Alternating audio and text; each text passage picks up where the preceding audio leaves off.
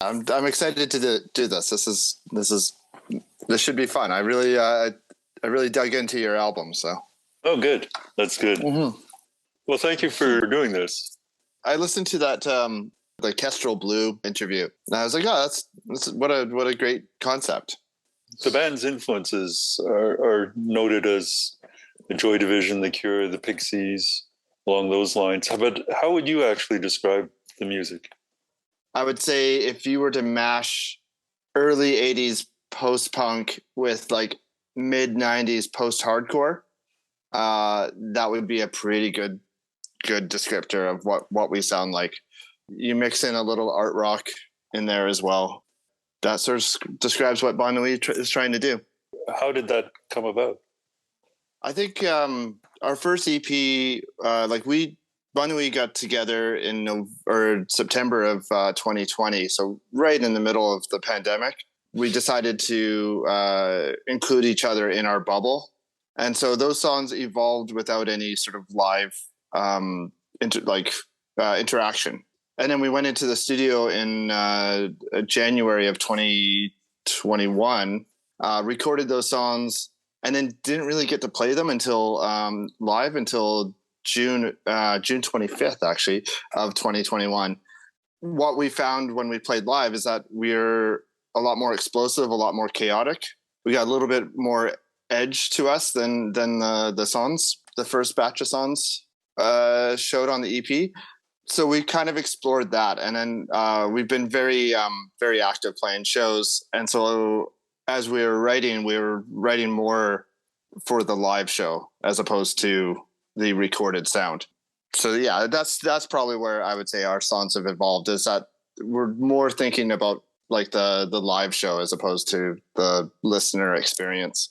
So with that in mind, when you record, would you record more sort of live off the floor rather than lots of overdubs and everything? Yeah, it is kind of funny that I say this, but there was that first EP was actually a lot more live off the floor. I did a lot more guitar overdubs on this upcoming release, so the guitar is a little bit thicker. But yes, for the most part, we do everything's live off the floor. We want to try keep our sound pretty similar between what you get live is what you're going to get on the album and vice versa.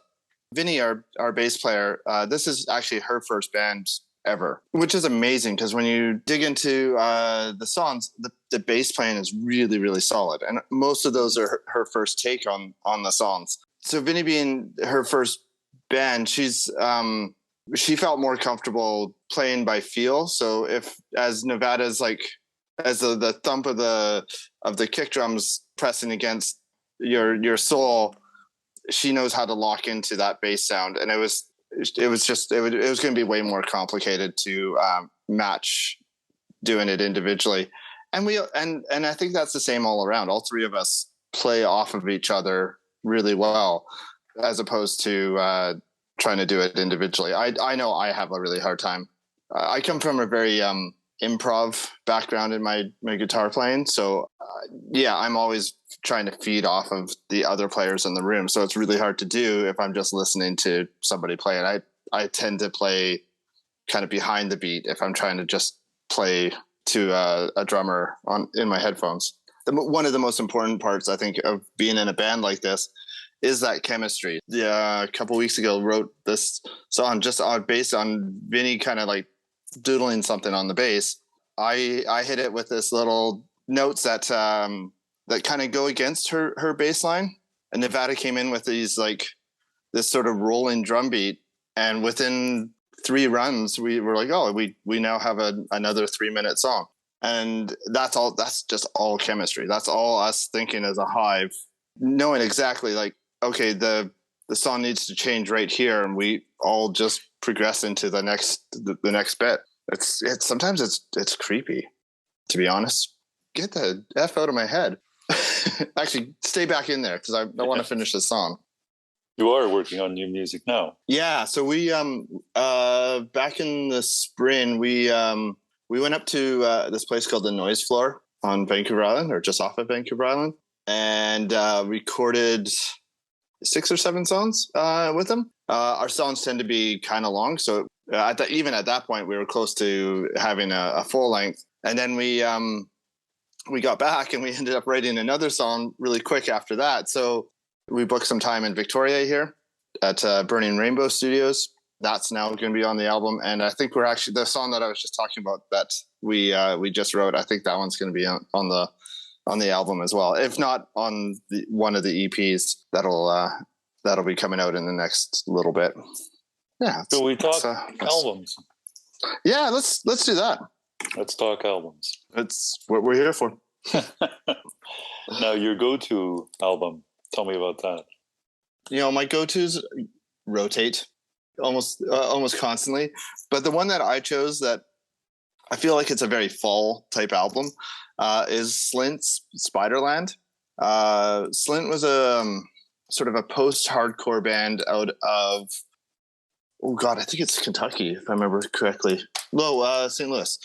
That only existed for a couple of years, but they created this masterpiece called Spiderland, and it's moody, it's dark, it's really dynamic. Like the songs can go from like chillingly quiet to incredibly loud without losing all the sort of beautiful melodies and prettiness of it.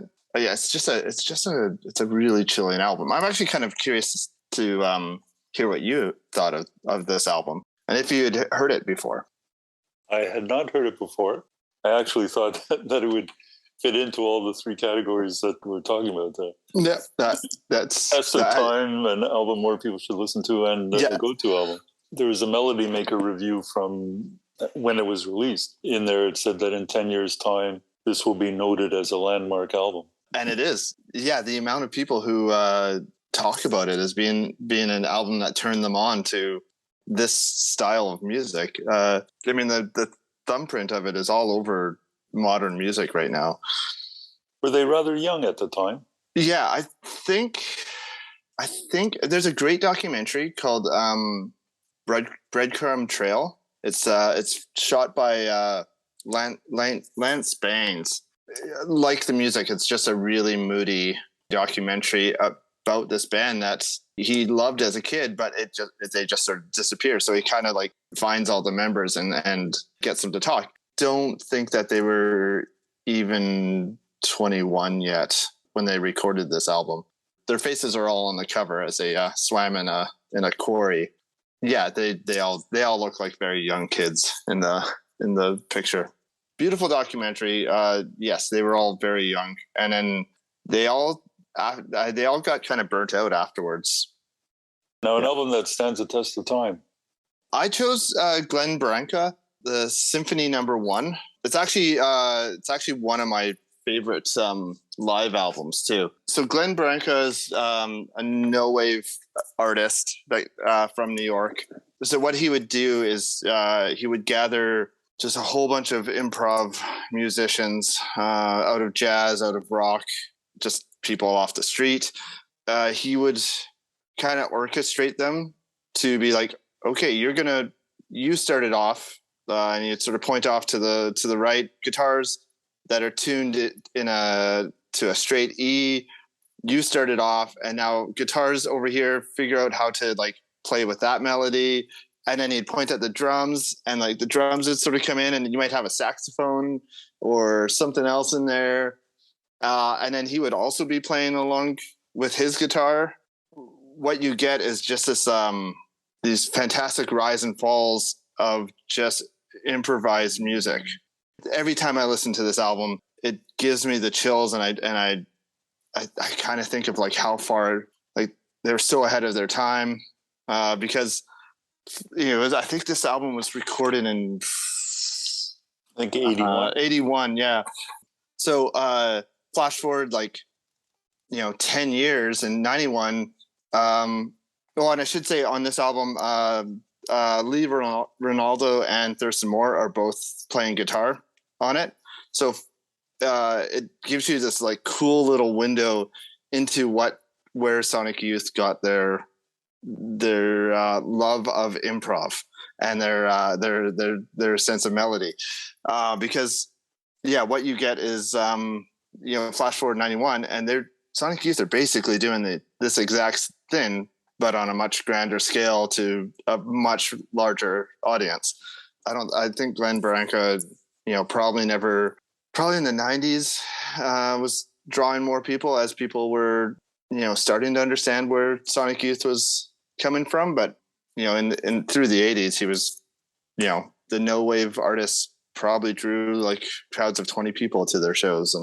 And it would be a lot of, they really got crapped on in reviews. But yeah, this album, it could have easily been a go-to. Every time that I start getting stuck in patterns in my writing, I'll listen to this and I'm like, oh, okay.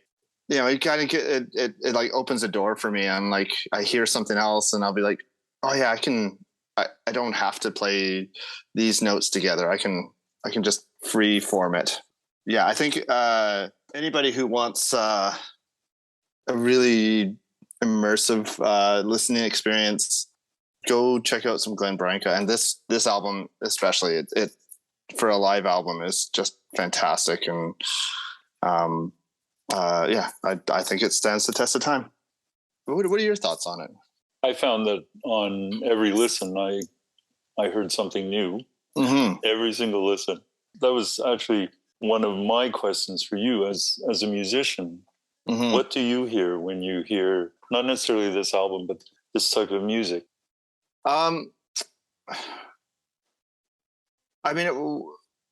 think to get it just a little bit woo, I listen for and to the chemistry. You can, especially with this album, you can hear the chemistry in the room of people playing off of each other, and especially people playing off the drummer. Drummer's kind of holding a fairly steady beat, and you can hear the guitars once the drummer starts. They change up their melodies and then like work into the drum beat, and everything sort of tightens up. And then if the drummer stops, everything kind of gets loose. But you can hear people sort of, or you can feel people kind of pulling together in it. I think that's what I always feel and listen to in this album every time I listen to this album. But it rotates. I've been actually diving into a lot more jazz actually recently, and I've been getting really into jazz drumming and the sort of improvness of jazz drumming. So the last time I listened to this album, I was definitely getting more into what the drummer was doing and how they were filling their space and sort of taking up their space in the sonic spectrum. And it must be interesting for them when everything else is totally improvised as well. For instance, in this album. Totally. 100%. I've actually played in a couple bands like this. I played in a band with Dave Clark, drummer for Rio Statics. I was living in Toronto. He was my drum teacher, and he's like, "Well, you play guitar. Why don't you come out to my, I've got a improv show. Like, come and play on our improv show." And so I stood next to the drummer, and I was playing a baritone guitar, so I'd come up with a lick, and the drummer would like kick into my lick, and it was just this amazing feel of like everybody sort of pulling in together, and that was a lot of fun. And then locally, I play in this band called Punk Jams, which is a band with this guy Jason Schurz and we show up and we just pull other musicians. Jason's really good at knowing who can improv, and he'll pull together these bands, and you don't know actually who's going to get up on stage with you until they're on stage, and then you just go and you write a song on the spot, and the song usually lasts 10, 15 minutes, maybe 8 minutes, and then that's it. These are the sort of things that I listen to and I like appreciate as I'm going through this album. Yeah. It's a very good album. It's Mm-hmm. the one thing, the first movement, it definitely builds, doesn't it? Mm-hmm. You can feel the build of the piece. Yeah. As the sort of horns come in, or the guitars come in, the horns come in, the drums come in, and it just like a lot of this comes into a lot of what I've talked about is like the flow and the chaoticness of it really shows itself on that first movement. You can tell by the end of it, they start to like, they understand what each other are going to do, but that first movement is a lot more of the chaos and melody. An album that more people should listen to. Oh my God. So this one is a massive one for me. My more people should listen to is Unwound's Leaves Turn Inside You. Unwound was a band that started in the 90s, ran until 2003 when they broke up due to their bass player had a pretty bad drinking problem. This whole band's discography, they go from a very hardcore punk sound on their first albums with maybe a little bit of art rock, and they just progressively get more dynamic and soften some of the edges. And it's might be one of the bands that have like the neatest progression, because each album's like you can just hear them learning and learning how to be a band a little bit better. Leaves Turn Inside You is a double album that they produced themselves.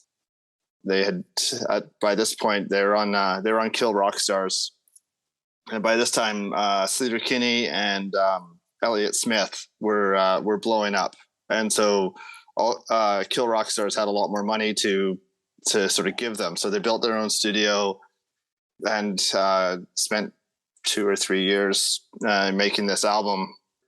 There are so many layers to it. Every time you listen to it, you hear something different. It can be aggressive and angular and beautiful and sad within seconds of each other. The songs really flow back and forth. I remember buying this album when it came out, and it starts out with just a sine wave for the first like 2 minutes, and it's a little like that certainly could turn some people off. I was like, I remember thinking that, being like, oh, what are you guys doing? Like people are going to like turn this off, but then like it starts building harmonics on the sine wave, and you're like, oh, okay, something's going to go on, and then this like really beautiful melody starts to come out about like a minute and a half, 2 minutes into the sine wave. Yeah, I think it's 2 minutes. And then it just turns, totally, and then it just turns into this like really, really pretty song. The song's called We Invite You, and it's just, it's really gorgeous. So I think they only probably had about a year's worth of touring on it, maybe a year and a half of touring on it, when the band decided to call it quits. The band absolutely ceased to exist after that. There's no real social media or anything like that, so they weren't able to tour it enough to get it in more people's ears. Everybody, especially in Victoria, knows that if I get them cornered at a party or at a bar, I'm probably going to talk about Unwound and tell them, hey, go listen to Leaves Turn Inside You. It's a beautiful album. There is absolutely something for everybody in this album. Look a Ghost is a song that I kept returning to. So, okay, great inside story to that one. I'm just like I've already said, I'm a big Unwound fan. But that song's actually about Vern. So Vern, when he would be drinking, they would have to there's these steep stairs going down into their studio. They were saying that when he'd get to the top of the stairs, there'd be times where it looked like somebody had just pushed him, and he'd fall down the stairs. And so they came up with this idea that there's a ghost in the studio that pushed Vern down the stairs every time he tried to go down. So if you dig into the lyrics, you're like, oh yeah, no, it's just about him falling down the stairs. That's cool. And having this revenge, or this this want for revenge on Vern. I'll listen to it differently. Yeah, absolutely. Yeah. Yeah. Now that concludes your choices. I gave you an album to listen to.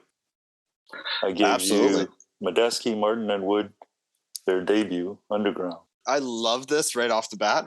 The first track, which is Hermeto's Daydream. It to me it sounded like it kind of sounded like a David Lynch movie.